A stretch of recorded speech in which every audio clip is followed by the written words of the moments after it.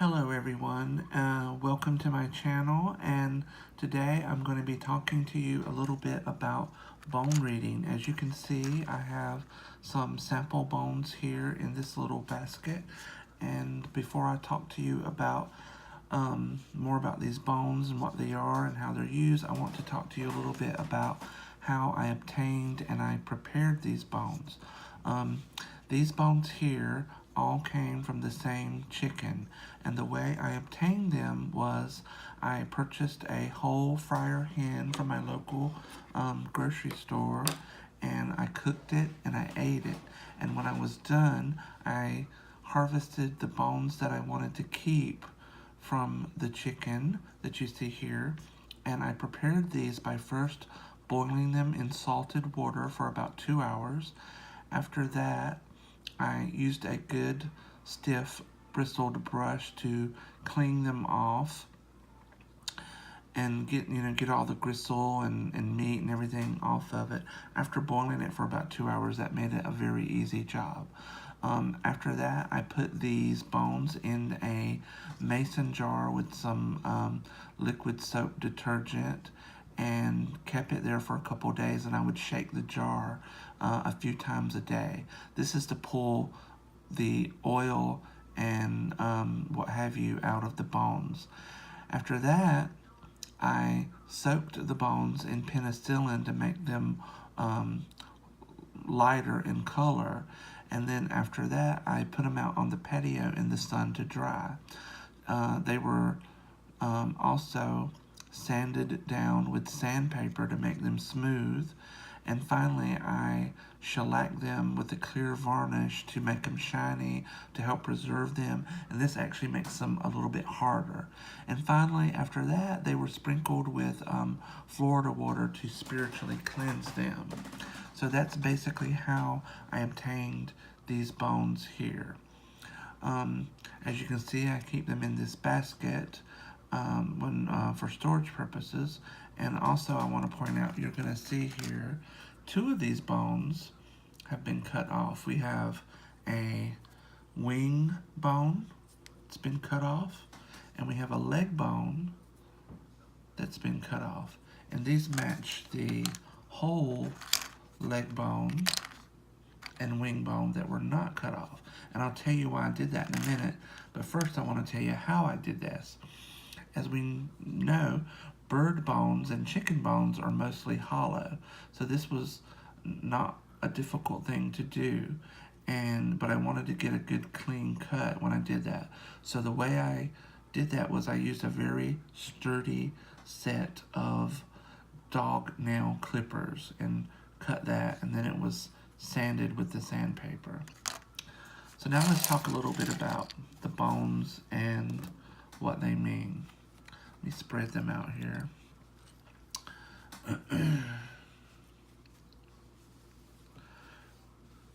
As you can see, there are 1, 2, 3, 4, 5, 6, 7, 8, 9 bones here. And this is good enough to do some thorough basic readings with. So we're going to start with the wishbone, because I think that's everybody's favorite bone. So the wishbone here, of course, is represent wishes. It's very similar to the wish card in the tarot, the 9 of Cups. When it falls, it represents a wish, and the way it falls can represent whether that wish will come about or not. I like to look at it this way. When you look at it this way, it does sort of look like a cup, and here's the stem. So let's say that you are wishing for love. Here's the breastbone, and it relates to matters of love. The way I can tell if a wish will come to pass or not is the bone being received. So let's say they fall like this. The wishbone, the open end is towards the love bone, and it's sort of going in there like a key. I would say yes, the wish will come to pass. If it was against it, well, it can't get in there, I would say no, it cannot come to pass. Another thing I like to look at with this bone here is it kind of looks like a divining rod. You know how people would take the fork stick and look for what they want. They're looking for their wishes. Sometimes if you feel like this is an important bone in the reading, you can look to what it's pointing at to see what the person's wish is. So let's say the wishbone was pointing toward the rib bone. Well, the rib bone is a very interesting bone. We'll get more into it in a minute. Is about protection and self-preservation, because you know the ribs, they protect our internal organs from getting out, from getting damaged. So it's sort of active and a passive protection. So if I saw this rib bone pointing toward that, I'd say the person has a strong desire for protection. So that is the wishbone. Again, here we have the rib bone. This is a bone of protection. It keeps things in or keeps things out. You can think of it like a fence or a barrier. Sometimes the rib bone can represent an obstacle that we need to overcome, or it can represent a need to get out of our comfort zone. And here we have the breastbone. Sometimes it looks kind of like a shark's fin in the water, doesn't it? So the breastbone covers the heart. So this bone is all about love, emotions of all kinds, platonic love, sexual love, lust, what your heart's desire is. Next, we have the neck bone.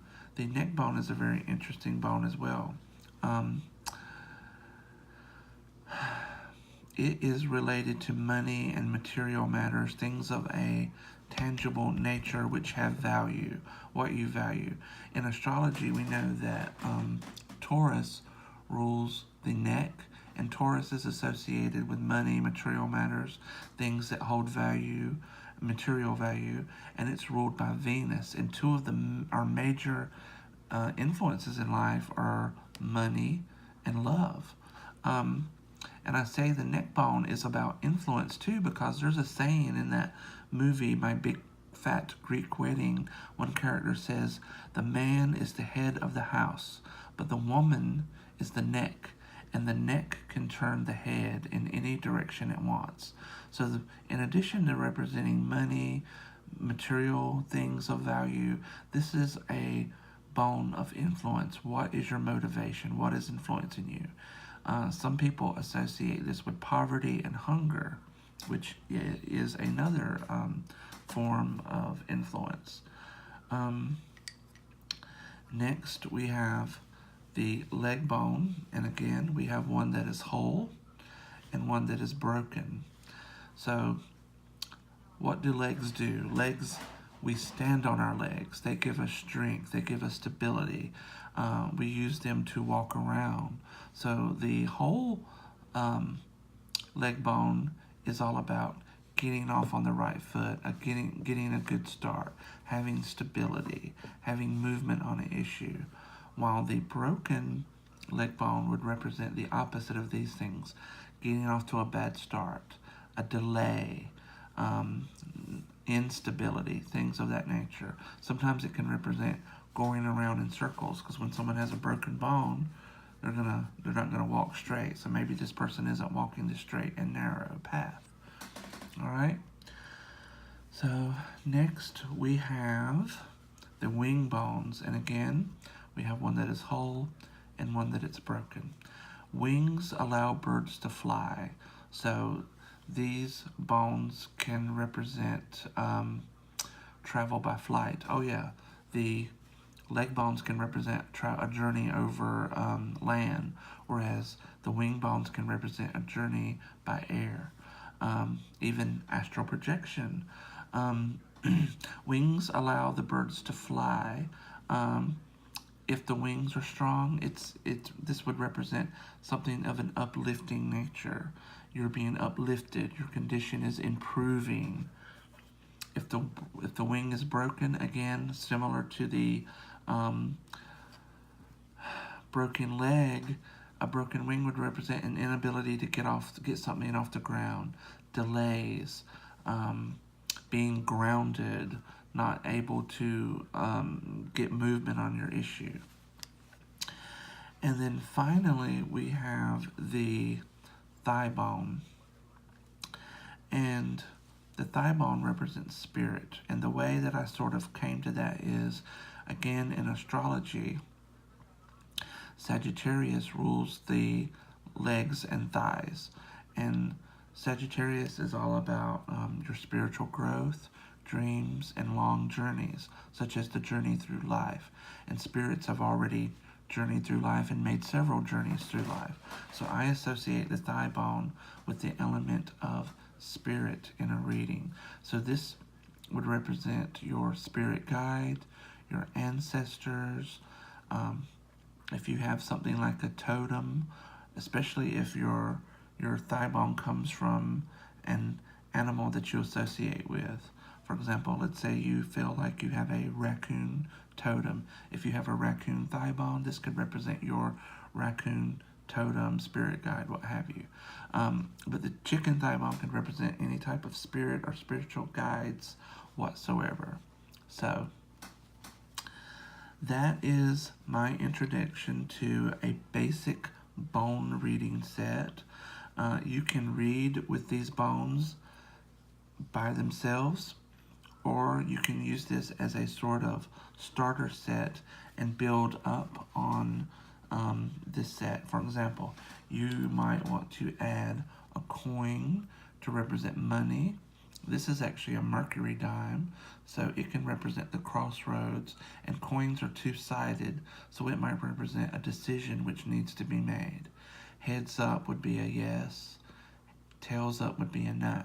So that's just one thing that you can add to a set such as this to do bone readings. Other items might include roots. I have a bone reading set in which I include a High John root to represent male energy or men in general, or a specific man.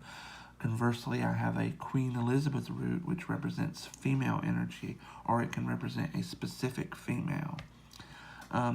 So that's it for my first video on bone reading. In my next video, I will discuss more in depth about how to read the bones.